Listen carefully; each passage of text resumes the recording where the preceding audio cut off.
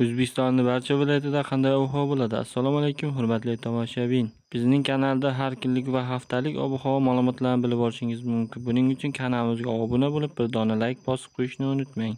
O'zgidromet markazi 27-iyul kungi ob-havo prognozini e'lon qildi. Unga ko'ra, Qoraqalpog'iston Respublikasi va Xorazm viloyatida havo biroz bulutli bo'ladi, ba'zi joylarda o'zgaruvchan bo'ladi. Yog'ingarchilik kutilmaydi. Shamol shahardan 7-12 metr sekund tezlikda esadi. Harorat kechasi 20-25 daraja, kunduzi 32-37 daraja bo'ladi. Buxoro, Navoiy viloyatlarida havo biroz bulutli bo'ladi, ba'zi joylarda o'zgaruvchan bo'ladi. Yog'ingarchilik kutilmaydi. Shamol shahardan 7-12 metr sekund tezlikda esadi.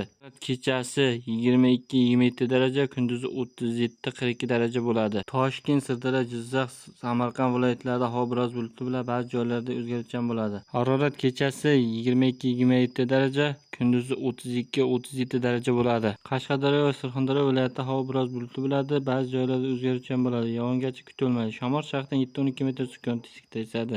Harorat kechasi 23-28 daraja, kunduzi 39-44 daraja bo'ladi. Andijon, Namangan, Farg'ona viloyatida havo biroz bulutli bo'ladi, ba'zi joylarda o'zgaruvchan bo'ladi. Harorat kechasi 20-25 daraja, kunduzi 35-40 daraja bo'ladi.